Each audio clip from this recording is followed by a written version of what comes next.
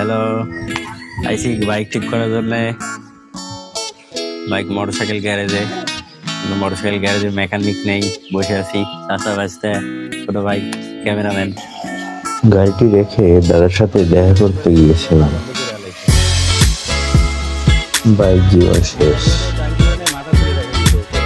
ফিরে এসে দেখি আমার বাইকটির কি হাল করেছে। হাতুড়ি দিয়ে এমনভাবে আঘাত করছিল যেন আমার কলিজায় লাগছে।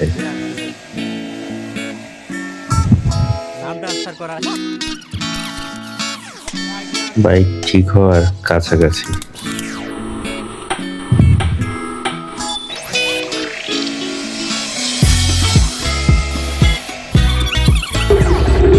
কাজ কমপ্লিট, এবার বাসায় যাব।